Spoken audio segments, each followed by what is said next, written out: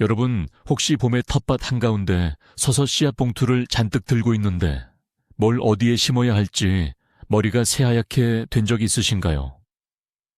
이 토마토는 어디에 심어야 하지? 오이가 자라는데 방해되진 않을까? 그리고 작년에 이 밭에선 왜 아무것도 안 열렸지? 만약 이 이야기가 익숙하게 들린다면 여러분은 혼자가 아닙니다. 혼란, 즉 카오스는 텃밭을 망치는 가장 큰 적이니까요. 하지만 오늘은 이 혼란을 완전히 끝낼 겁니다. 제가 수년간 직접 검증한 저만의 연간 텃밭 계획을 보여드릴게요. 이건 단순한 구매 목록이 아니라 완벽한 전략입니다. 우리는 여러분의 텃밭을 땅 한 뼘까지도 수확을 위해 완벽하게 작동하는 기계로 바꿀 거예요. 하나의 단순한 계획표가 수많은 고된 노동시간을 절약해주고 수확량을 2배로 늘려주는 방법을 알게 되실 겁니다. 이제 이 혼란에 영원히 마침표를 찍을 준비가 되셨나요? 그럼 시작해봅시다. 도대체 왜 계획을 세워야 할까요? 땅 있고 삽 있으면 그냥 파고 심으면 되는 거 아냐 라고 생각하기 쉽습니다. 하지만 텃밭은 복잡한 생명체와 같습니다. 저희 할아버지께서는 항상 7번 재고 1번 심어라 라고 말씀하셨어요. 제가 처음 텃밭을 시작했을 때 이 말을 무시했습니다. 그냥 직감대로 심었죠. 결과는 어땠을까요? 그늘에 심은 토마토는 병들고 배추는 벌레들의 밥이 되었고 감자는 완두콩만 한 크기로 자랐습니다. 시간, 돈, 그리고 신경을 전부 낭비한 거죠. 계획 수립은 곧 여러분의 텃밭 자원을 이해하는 것입니다. 해가 뜨고 지는 위치, 물이 잘 고이는 곳, 그리고 어떤 흙을 가졌는지 정확히 아는 것이죠. 이런 기본적인 토대 없이는 아무리 비싼 비료와 고급 씨앗을 사용해도 결과를 얻을 수 없습니다. 오늘은 백지 상태에서 시작하여 한 시즌 내내 여러분의 완벽한 지침서가 될 상세한 텃밭 지도를 만드는 과정을 보여드릴 겁니다. 성공이 우연이 아닌 필연이 되기 위한 가장 기본이 되는 작업입니다. 제대로 된 계획의 첫걸음은 바로 햇빛 지도를 만드는 것입니다.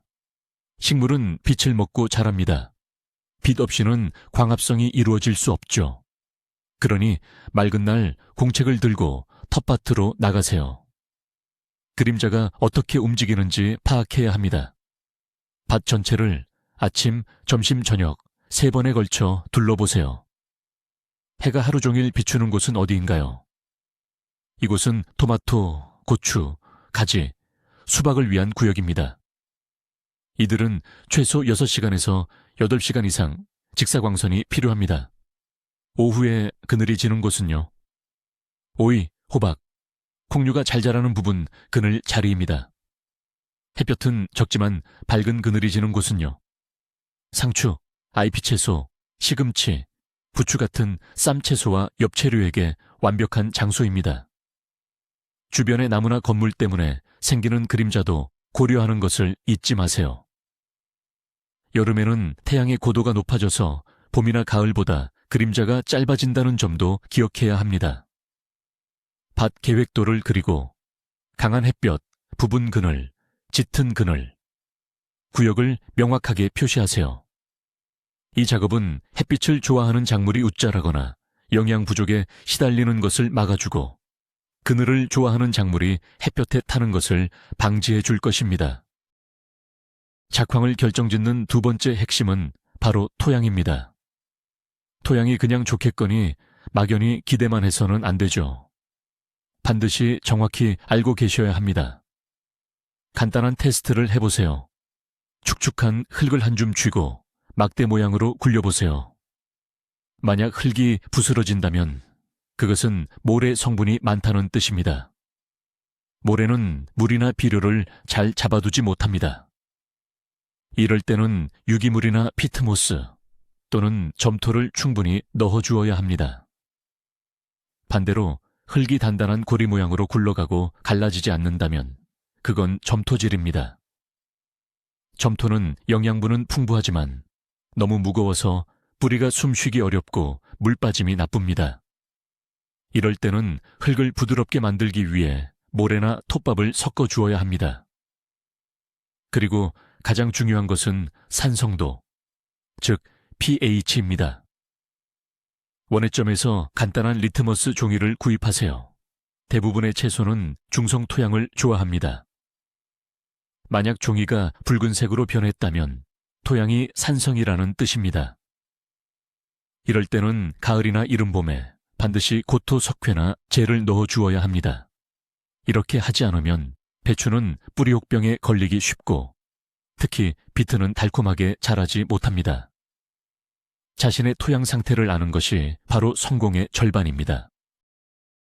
이제 텃밭 배치, 즉 기하학적인 부분으로 넘어가 보겠습니다.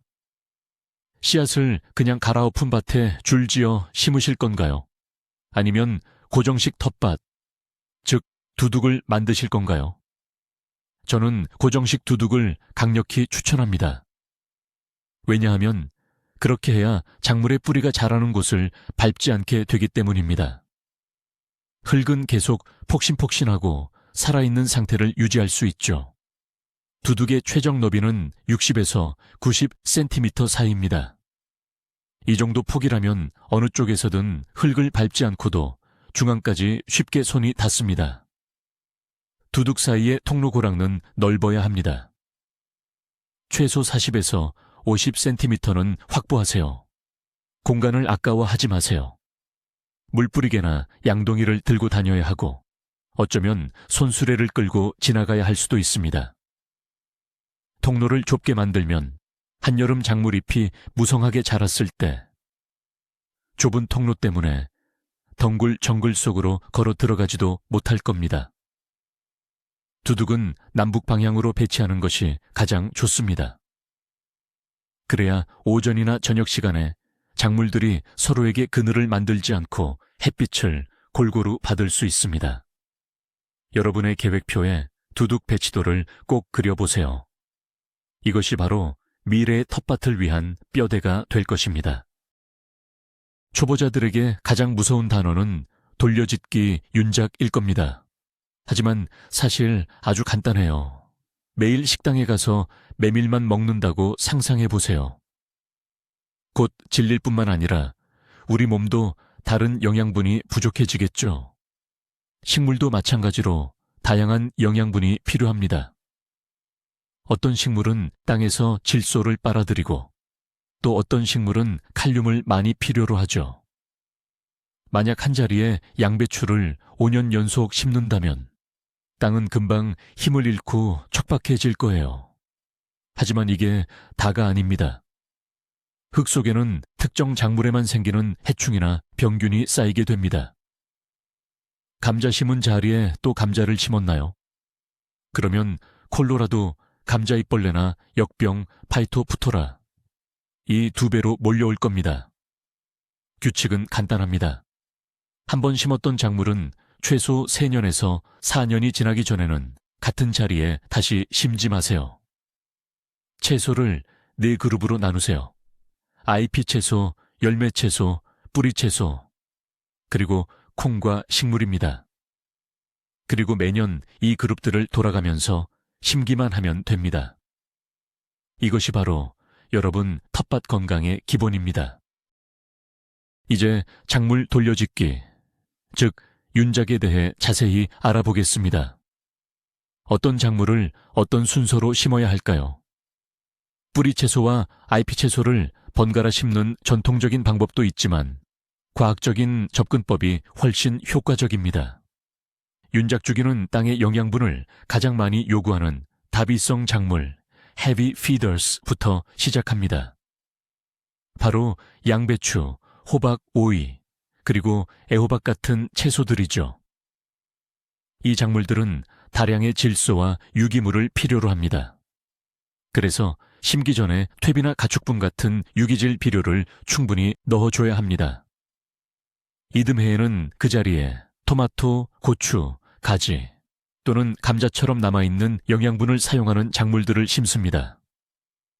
3년째가 되면 땅의 힘이 어느 정도 약해지기 때문에 뿌리 채소인 당근, 비트, 그리고 양파를 심습니다.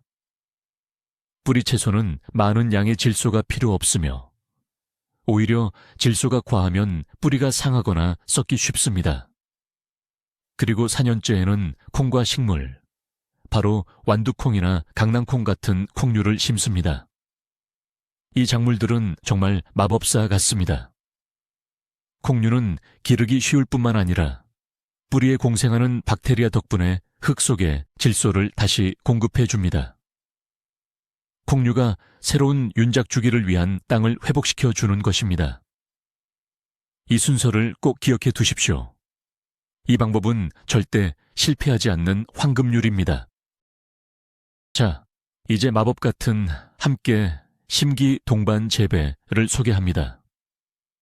식물들은 서로에게 좋은 친구가 되어 도움을 주고받을 수 있습니다. 가장 고전적인 예시로 베테랑 농부들이라면 다 아는 양파와 당근의 조합이 있죠. 당근을 괴롭히는 당근파리는 양파 냄새를 싫어하고 양파파리는 당근 냄새를 기피합니다. 이 둘을 밭에 번갈아 가며 심어보세요. 그러면 화학 비료 없이도 벌레 먹은 채소 걱정은 사라질 겁니다. 또 다른 환상의 조합은 바로 바질과 토마토입니다. 바질은 토마토의 맛을 좋게 만들고 특정 해충을 물리치는 역할까지 합니다. 오이는 옥수수나 해바라기와의 동반 재배를 좋아합니다. 키 큰 줄기는 오이를 강한 바람으로부터 보호하고 수분을 유지해주는 차단막 역할을 해줍니다. 메리골드 천수국은 밭의 만병통치약이나 다름없습니다. 어디든 심어두세요. 뿌리에서는 토양 속 선충을 없애는 물질을 분비하고 그 특유의 향은 진딧물을 쫓아냅니다. 이처럼 식물 간의 유용한 관계를 활용해서 건강한 텃밭 생태계를 조성해 보세요. 하지만 식물 세계에도 앙숙이 존재합니다. 어떤 식물들은 서로에게 해를 끼치는 진정한 기량제죠. 이들을 가까이 심으면 수확은커녕 농사를 망칠 수도 있습니다. 그 중에서도 가장 공격적인 식물은 펜넬입니다. 펜넬은 주변 거의 모든 식물의 성장을 억누르기 때문에 다른 작물들과 멀리 떨어진 구석에 따로 심어 주셔야 합니다. 감자와 토마토는 절대 가까이 심지 마세요. 이들은 친척 관계라 같은 병에 걸립니다. 감제 역병이 발생하면 며칠 만에 토마토까지 순식간에 번져서 망치게 됩니다. 양파와 마늘은 완두콩이나 콩류의 성장을 늦추는 좋지 않은 이웃입니다. 오이는 세이지처럼 향이 강한 허브와 가까이 심는 것을 피해야 합니다. 또한 씨앗을 직접 채종할 예정이라면 호박, 주키니, 멜론은 같이 심지 마십시오. 교차 수분, 크로스 폴리네이션이 일어나서 다음 해에 정체불명의 잡종이 열립니다. 텃밭 계획을 세우기 전에는 반드시 식물궁합표를 확인해 보세요. 이것이 여러분을 알 수 없는 실패로부터 지켜줄 것입니다. 이제 구체적인 내용으로 들어가 보겠습니다. 첫 번째 그룹은 바로 가지과 작물입니다. 토마토, 고추, 가지가 여기에 속하죠. 이들은 남쪽에서 온 작물이라 따뜻함과 햇볕을 정말 좋아합니다. 한국의 중부 지역에서는 모종으로 심는 것이 가장 좋습니다. 이 작물들을 위해서는 차가운 바람을 막아줄 수 있고 햇빛이 가장 잘 드는 자리를 골라주세요. 흙은 물 빠짐이 좋고 영양분이 풍부해야 합니다. 토마토는 더 깊게 심어서 추가 뿌리가 나오도록 유도해야 하지만 고추와 가지는 너무 깊이 심으면 안 됩니다. 여기서 중요한 팁은 바로 지지대 설치입니다. 심을 때부터 지주대나 격자 트렐리스를 미리 세워주는 것이 좋습니다. 잎이 땅에 닿아 있으면 바로 병충해로 이어지기 때문입니다. 그리고 토마토의 순지르기, 격가지 제거 또 잊지 마세요. 식물이 열매를 맺는데 힘을 집중하고 잎과 줄기만 무성하게 키우지 않도록 불필요한 곁수는 제거해 줘야 합니다. 가지과 작물 아래에 짚이나 깎은 풀로 멀칭하는 것은 필수입니다. 이렇게 하면 수분 유지에 도움이 되고 역병을 예방할 수 있습니다. 두 번째 그룹은 바로 호박과 채소들입니다. 오이, 애호박, 일반 호박, 그리고 UFO 모양의 패티팬 호박 등이 여기에 속하죠. 이 채소들은 물을 정말 좋아하고 거름도 많이 먹는 대식가들입니다. 애호박이나 일반 호박이 가장 잘 자랄 수 있는 장소는 바로 작년에 만든 퇴비 더미입니다. 이들은 반쯤 부숙된 유기물을 정말 좋아하기 때문이죠. 만약 퇴비 더미를 쓸 수 없다면 이들을 위해 따뜻한 모종 구덩이를 만들어주세요. 구덩이를 파고 밑에 쐐기풀이나 풀, 소량의 거름을 넣은 다음 흙으로 덮고 심으면 됩니다. 뿌리가 따뜻하고 영양분을 충분히 얻을 수 있어요. 오이는 이들 중에서도 좀 더 까다로운 편입니다. 특히 높은 공중 습도가 필수적이죠. 한여름 더위에는 잎이 금방 시들어버립니다. 물은 반드시 미지근한 물을 사용하고 잎이 젖지 않도록 뿌리 밑동에만 주어야 합니다. 이렇게 해야 흰가루병 발생을 막을 수 있어요. 마지막 꿀팁입니다. 애호박을 너무 크게 키우지 마세요.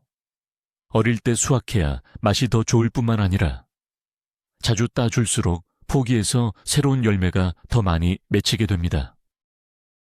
세 번째 그룹은 바로 뿌리 채소입니다. 당근, 비트, 무, 그리고 다이콘 등이 이 그룹에 속하죠. 여기서 가장 중요한 규칙은 신선한 유기 비료는 절대 안 된다는 것입니다. 만약 당근을 심을 때 생거름을 넣으면 당근이 울퉁불퉁하고 뿔처럼 갈라지며 맛도 없어집니다. 비료는 작년에 이미 사용했던, 즉 비료 성분이 어느 정도 빠진 땅에 심어야 합니다. 흙은 덩어리나 돌이 없도록 아주 부드럽고 잘 부서지게 준비해야 합니다. 그렇지 않으면 뿌리가 장애물에 부딪혀서 구부러지거나 휘어지게 됩니다. 당근과 비트는 칼륨 성분을 좋아하므로 목재에서 나온 제잿가루는 이들에게 최고의 비료입니다. 당근 씨앗은 나중에 솎아내느라 고생하지 않도록 처음부터 듬성듬성 뿌리는 것이 좋습니다. 꿀팁 하나 드리자면 씨앗을 모래나 쓰고 남은 커피 찌꺼기와 섞어서 뿌리면 훨씬 더 균일하게 파종할 수 있습니다. 레디시, 서양무는 단일성 작물입니다. 가장 먼저인 4월에 파종하고 그 다음은 늦여름에 파종하는 것이 좋습니다. 6월의 뜨거운 더위 속에서는 꽃대가 올라와서 뿌리가 질기고 딱딱하게 변해버리기 때문입니다. 네 번째 그룹, 바로 양배추가 채소들입니다. 일반 양배추, 콜리플라워, 브로콜리, 그리고 콜라비가 이 그룹에 속하죠. 양배추는 발의 상전이라고 불릴 만큼 아주 까다롭고 물과 양분을 많이 요구하는 작물입니다. 물을 잘 품고 있는 비옥하고 무거운 흙, 즉 점토질 토양을 좋아합니다. 모래땅에서는 양배추가 제대로 자라지 못합니다. 가장 큰 문제는 해충입니다. 벼룩이벌레는 하루 만에 어린 모종을 완전히 망가뜨릴 수 있죠. 민달팽이들은 양배추의 부드러운 잎을 정말 좋아하고요. 배추잎나비가 와서 알을 낳기도 합니다. 그래서 제 조언은 이렇습니다. 모종을 밭에 심자마자 활대를 세우고 얇은 부직포 혹은 스펀본드물로 밭 전체를 덮어주세요. 부직포는 빛과 물은 통과시키면서 해충의 접근은 효과적으로 막아줍니다. 이게 바로 가장 친환경적인 방제법이죠. 그리고 물 주기를 절대 잊으시면 안 됩니다. 양배추는 물을 엄청나게 많이 필요로 하는데 특히 속이 차기 시작하는 결구 시기에 더욱 그렇습니다. 만약 평소에 수분이 부족했다가 갑자기 비가 오면 양배추가 수분을 급격히 흡수하면서 코쿤이 갈라지고 터져버리는 현상이 발생합니다. 다섯 번째 주제는 바로 양파와 마늘입니다. 이만큼 쉽고 간단한 채소가 또 있을까 싶지만 사실 이 작물들에도 주의해야 할 점들이 있습니다. 양파의 경우 구근이 자랄 무렵, 즉 수확기 직전에 밭이 너무 과습하면 저장성이 급격히 떨어집니다. 따라서 물이 고이지 않고 배수가 잘 되는 높은 두둑을 만들어 심어주어야 합니다. 마늘은 주로 가을에 심는 월동 마늘을 많이 재배합니다. 마늘 쪽을 심을 때는 쪽 크기에 약 3배 깊이로 심는 것이 적당합니다. 너무 얕게 심으면 동해를 입어 얼어 죽기 쉽고, 반대로 너무 깊게 심으면 싹이 나오는데 시간이 오래 걸립니다. 양파와 마늘 모두 두둑 흙을 자주 솎아주면 아주 잘 자랍니다. 뿌리 호흡을 위해 공기가 잘 통하도록 해주는 것이 중요하기 때문입니다. 만약 양파나 마늘의 잎이 누렇게 변하기 시작한다면 고자리파리 유충이 원인일 수 있습니다. 이때 소금물이나 암모니아수 혹은 액체 비료를 희석하여 뿌려주는데 농도 조절에는 각별히 신중해야 합니다. 마지막으로 수확 후 건조 과정도 잊지 마십시오. 양파를 수확한 후에는 목 부분이 완전히 마를 때까지 약 2주 정도 햇볕이 잘 들고 바람이 잘 통하는 곳에서 말려줘야 합니다. 6번째 그룹은 IP 채소 및 향신료 허브입니다. 딜, 파슬리, 상추, 시금치, 루꼴라, 고수 등이 여기에 속하죠. 이들은 말 그대로 비타민 생산 공장입니다. 많은 분들이 흔히 저지르는 실수가 바로 밭 전체에 샐러드 채소를 한 번에 심는 것입니다. 그렇게 하면 수확해서 다 드시기도 전에 너무 자라서 쓴맛이 나게 됩니다. 조금씩 2주 간격으로 나누어 파종하세요. 한 주를 다 드셨으면 그 자리에 다시 심는 방식입니다. 이렇게 하면 항상 부드럽고 신선한 IP 채소를 맛볼 수 있습니다. 상추와 시금치는 추위에 강한 내한성 작물이므로 가장 먼저 파종할 수 있습니다. 하지만 더위가 심해지면 쓴맛이 나기 쉬우니 여름에는 그늘진 곳을 찾아주거나 추대에 강한 품종을 선택해야 합니다. 파슬리는 싹이 트는데 3주 가까이 걸릴 정도로 시간이 오래 걸립니다. 너무 걱정하지 마세요. 발화 속도를 높이려면 씨앗을 뜨거운 물에 씻어 씨앗 표면에 에센셜 오일, 정유 성분을 제거해 주는 것이 좋습니다. 그리고 다년생 허브를 위한 공간도 따로 마련해 주세요. 민트, 레몬밤, 에스트라곤, 타라곤, 루바브 등이 있습니다. 한번 심어두면 수년 동안 계속해서 수확할 수 있는 이점도 있습니다. 7번째 그룹은 콩과 식물입니다. 완두콩, 강낭콩, 그리고 콩 종류를 모두 포함하죠. 콩이 토양을 살린다는 건 이미 말씀드렸죠. 그런데 심지어 맛도 좋습니다. 완두콩은 아이들이 특히 좋아하는 작물입니다. 울타리나 철망을 따라서 심어보세요. 덩굴손이 알아서 철망을 감고 위로 자라기 때문에 좁은 공간을 아주 효율적으로 활용할 수 있습니다. 깍지콩, 줄기 강낭콩은 키가 작은 부시형 품종과 덩굴성 품종으로 나뉩니다. 부시형은 수확이 빠르다는 장점이 있고 덩굴형은 수확량이 훨씬 많고 수확 기간이 더 오래 갑니다. 콩은 훌륭한 바람막이, 작물, 차단막 작물 역할도 합니다. 감자밭 주변에 둘러 심어보세요. 바람을 막아줄 뿐만 아니라 두더지를 쫓는 효과도 있습니다. 콩과 식물은 스스로 필요한 질소를 만들어내기 때문에 굳이 많은 비료를 주지 않아도 됩니다. 가장 중요한 건 꽃이 필 때 물을 충분히 주는 것입니다. 그래야 꼬투리가 촉촉하고 실하게 맺힙니다. 그리고 수확 시기를 놓치지 마세요. 만약 완두콩을 너무 오래 놔두면 식물은 자기 임무가 끝났다고 생각하고 꽃 피우는 것을 멈춰버립니다.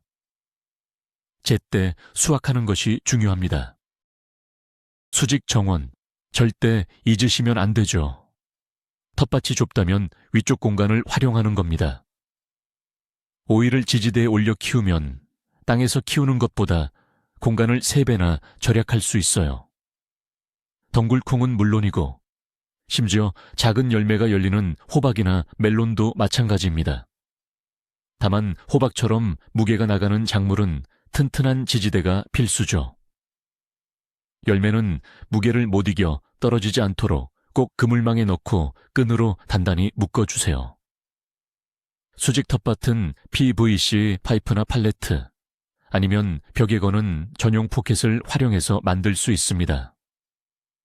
이곳에는 딸기, 잎이 채소, 그리고 꽃까지 정말 잘 자라요. 이건 면적을 절약하는 것은 물론이고 정원을 예쁘게 꾸며주면서 공간을 구획하는 효과까지 볼 수 있습니다. 게다가 허리를 숙여서 일일이 밭을 돌볼 필요가 없으니 관리하기도 훨씬 편리하죠. 이제 물주기에 대해 이야기해 봅시다. 작물을 심을 때는 물을 쉽게 구할 수 있는지를 반드시 고려해야 합니다. 오이나 양배추처럼 물을 자주 필요로 하는 작물은 물탱크나 수도꼭지 근처에 심으시는 것이 좋습니다. 반면 토마토나 감자 같은 뿌리 작물은 물을 조금 덜 자주 주어도 괜찮습니다. 특히 주말에만 텃밭을 찾으시는 분이라면 멀칭을 꼭 활용하셔야 합니다. 짚이나 깎은 풀 혹은 나무 껍질 등을 5에서 10cm 두께로 덮어주면 놀라운 효과를 볼 수 있습니다. 이렇게 하면 수분 증발을 막아 땅이 항상 촉촉하고 부드럽게 유지되며 잡초가 자라는 것도 방지해줍니다. 멀칭 아래에서는 지렁이들이 땅을 대신 갈아주는 역할도 합니다. 그리고 점적 관수, 드립 아이리게이션은 말 그대로 최고의 선택기입니다. 봄에 호스를 한번 깔아두기만 하면 여름 내내 시간과 물을 엄청나게 절약할 수 있습니다. 물이 뿌리에 직접 공급되어 효율적이고 게다가 통로는 항상 쾌적하게 유지됩니다. 녹비작물은 밭의 푸른 보조제라고 할 수 있습니다. 흙을 절대 그대로 두면 안 됩니다. 일찍 수확하는 물을 캐낸 후에는 겨자를 심으세요. 7월에 마늘을 수확하셨다면요. 그때는 페이셀리아나 귀리를 파종하세요. 흙이 노출된 상태로 방치되면 땅이 황폐해지고 바람에 날려 유실되며 잡초만 무성해집니다. 녹비작물은 빠르게 녹색 잎을 키워 흙을 덮어주고 뿌리는 땅의 구조를 부드럽게 만들어줍니다. 가을이나 봄에 이 작물들을 베어낸 뒤 밭에 그대로 두어 썩게 하시면 됩니다. 이것이 바로 비용은 거의 들지 않으면서도 최고의 유기농 비료가 됩니다. 겨자는 역병과 군뱅이를 막아 흙을 치료하는 효과가 있습니다. 페이셀리아는 흙의 산성화를 중화하는 데 도움을 줍니다. 콩과 녹비작물, 즉 배치나 루핀 등은 땅의 질소를 풍부하게 공급합니다. 이제부터는 주요 작물을 수확한 후 녹비작물 파종을 필수 항목으로 농사계획에 포함시키십시오. 작물 재배 일정표는 곧 시간 관리의 핵심입니다. 계획에는 장소뿐만 아니라 정확한 날짜도 함께 포함되어야 합니다. 재배 시즌을 단계별로 나누어 정리해 봅시다. 3월, 고추와 토마토 모종 파종. 4월, 온실의무, 상추, 양배추 모종 파종. 5월, 당근, 양파, 감자를 밭에 심기.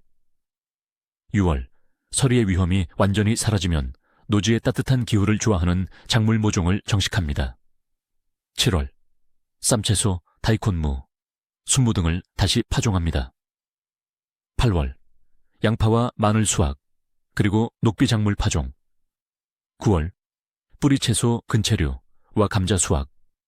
10월, 월동마늘 심기, 겨울나기를 위한 밭 정리. 이러한 명확한 일정을 가지고 있으면 무언가를 잊어버릴까봐 불안해하거나 당황할 필요가 없습니다. 그저 계획표를 확인하고 실행에 옮기기만 하면 됩니다. 또 다른 중요한 팁을 드리자면 텃밭 일지를 꼭 기록하세요. 우리 기억력은 생각보다 믿을 게 못 됩니다. 어떤 토마토 품종이 맛있었고 어떤 게 갈라져서 망가졌는지 잊어버리실 거예요. 2년 전에 양배추를 정확히 어디에 심었는지도 기억하지 못할 겁니다. 수첩이나 휴대폰 메모장을 준비하세요. 무엇을 어디에 언제 심었는지 기록하세요. 배치도를 그리셔도 좋고요. 날씨도 함께 적으세요. 어떤 해충이 나타났고 그것을 어떻게 처리했는지도 빠짐없이 기록하세요. 수확량도 반드시 적어두어야 합니다. 이 기록들은 정말 값을 매길 수 없을 만큼 소중합니다. 겨울의 다음 시즌을 계획할 때 이 기록들은 여러분이 시행착오를 줄이고 같은 실수를 반복하지 않도록 도와줄 겁니다. 이것이 바로 전문가의 방식입니다. 마지막으로 미적인 요소입니다. 텃밭은 단순히 작물을 얻기 위한 칙칙한 싸움터가 될 필요는 없어요. 충분히 아름다울 수 있죠. 프랑스식 텃밭은 밭고랑을 예쁜 형태로 디자인하고 테두리를 깔끔하게 정리하며 채소와 꽃을 적절히 섞어 심는 방식을 말합니다. 양배추 사이에 금잔화나 한련화를 심어보세요. 보기도 좋고 벌레를 막는데도 효과적이라 일석이조입니다. 텃밭길 위로는 콩을 위한 아치 구조물을 만들어도 좋고 줄기가 다채로운 근대를 활용해 보는 것도 좋습니다. 아름다운 텃밭은 우리에게 동기를 부여합니다. 그러면 텃밭에 가는 것이 고된 노동이 아니라 마음 편히 쉬는 힐링 공간처럼 느껴질 거예요.